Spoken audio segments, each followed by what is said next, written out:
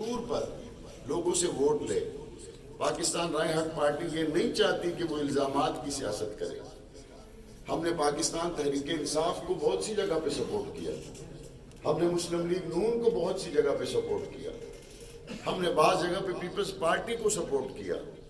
جمعیت علماء اسلام کو سپورٹ کیا۔ ہمارا ان کو سپورٹ کرنے کا ایک ہی مقصد تھا کہ ہم جہاں دیکھتے ہیں کہ یہ ایک ایسا مناسب ذمہ دار قسم کا کینڈیڈیٹ ہے، خواہ اس کا تعلق کسی بھی پارٹی سے ہو، ہم کہتے ہیں یہ عام طبقے کی آواز ہے، عام طبقے کی آواز بننے والے اس دیندار شخص کو اسمبلی کے ایوانوں تک پہنچنا چاہیے۔ کبھی اپنے اوپر اس بات کو لازم نہیں کیا کہ ہم ہاریں گے جیتے، ہمیں ضرور آنا چاہیے، یہ ایک اچھا شخص ہے، ہم اس کے پیچھے کھڑے نہ ہوں۔ اگر ہم اپنے خول سے نکل کر اچھے لوگوں کو مختلف پارٹیوں سے ہونے کے باوجود سپورٹ کر سکتے ہیں تو باقی پارٹیوں کو بھی اپنے اندر اتنی گنجائش ضرور پیدا کرنی چاہیے۔ آج کی اس تقریب میں آپ نے گفتگو سنی حافظ عبدالحکیم صاحب کی، ہمارے NA 57 اور PP 20 کے امیدوار ہیں، اور آج کی اس تقریب میں یہ اعلان کرنا چاہتا ہوں کہ ہمارے بھائی حافظ محمد احسان صاحب PP 13 سے انشاءاللہ انتخاب میں حصہ لیں گے۔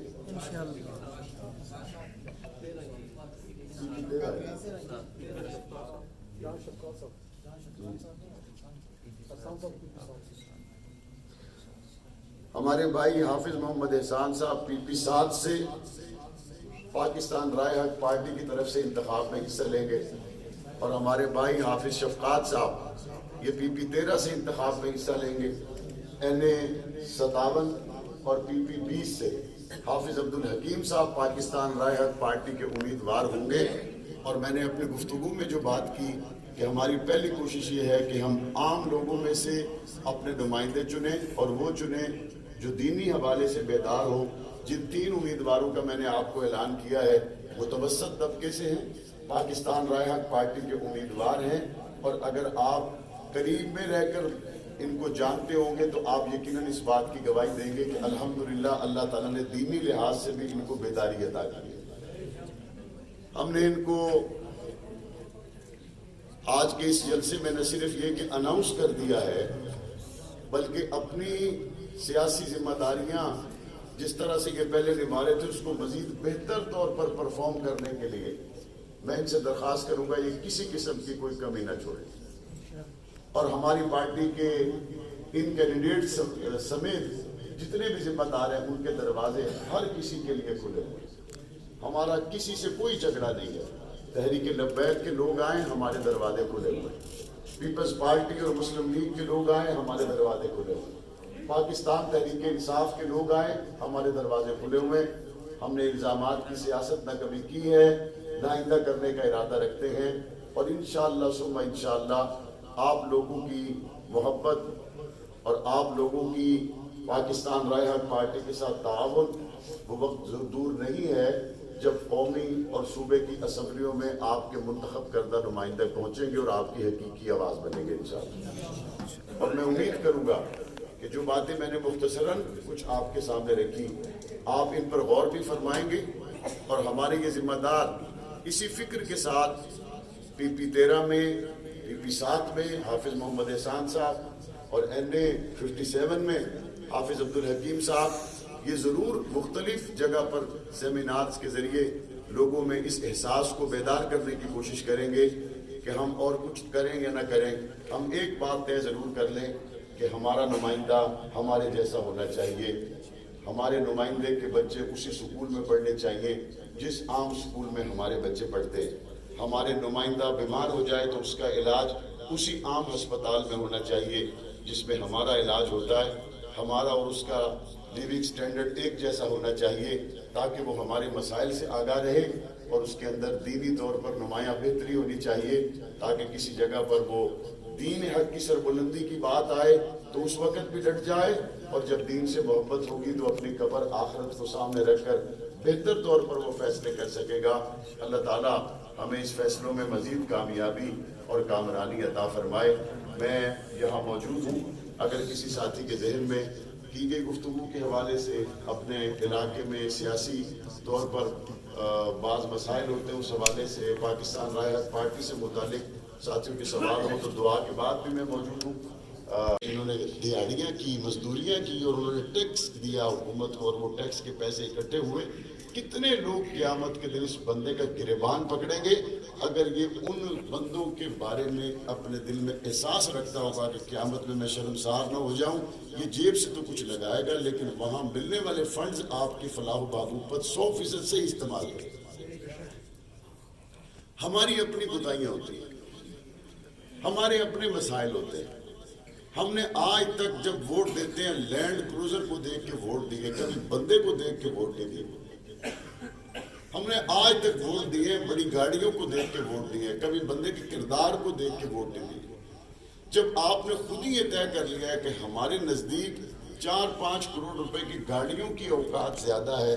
بندہ اندر 1 ٹکے کا بیٹھا ہوا ہے، اس بندے کی اوقات ہماری نظر میں زیادہ نہیں ہے، وہ لوہے کی بنی ہوئی گاڑیوں کی اور اینٹوں سے بنے ہوئے بنگلوں کی ہمارے نزدیک اہمیت اور قدر و قیمت زیادہ ہے۔ تو پھر میں تو اکثر جگہ پہ کہتا ہوں، پھر اس کے بعد ہمیں شکوہ شکایت نہیں کرنا چاہیے۔ اگر ووٹ ابو جہل جیسے لوگوں کو دو گے تو عمر ابن خطاب جیسا عدل کبھی بھی ناقائم نہیں ہوگا۔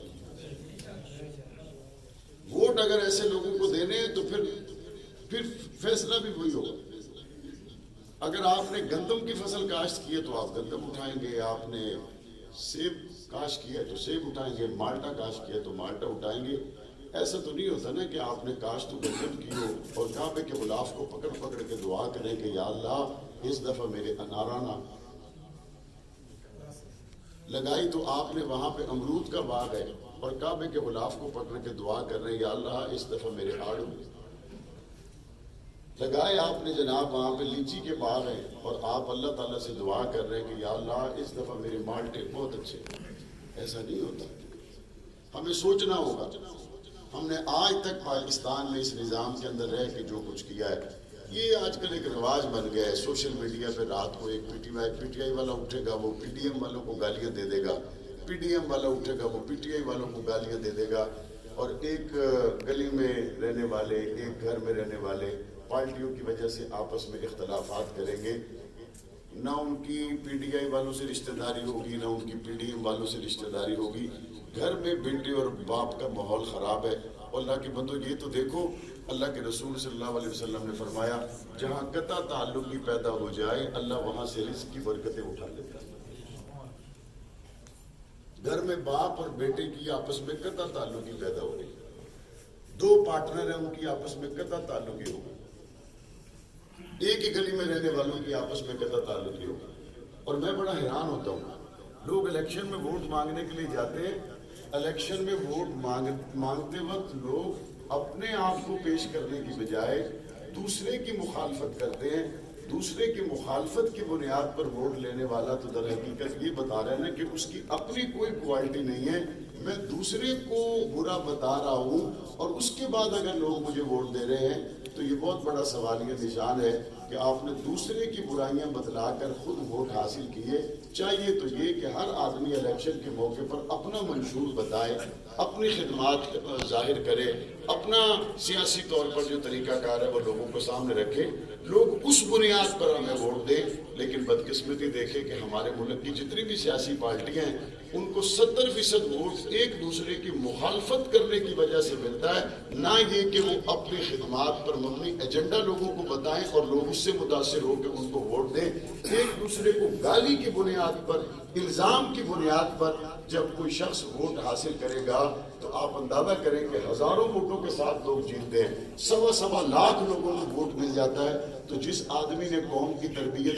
گالی کے ساتھ کی ہے، الزام کے ساتھ کی ہے، مخالفت کی بنیاد پر کی ہے، اور بعد میں اسی رو میں لاکھوں کی تعداد میں لوگوں نے ووٹ ادھر بھی دیے ادھر بھی دیے، اور اس کے بعد پھر وہ کہتا ہے میں اسمبلی میں پہنچنے کے بعد اس ملک کی اور اپنے حلقے کی تعمیر و ترقی کے لیے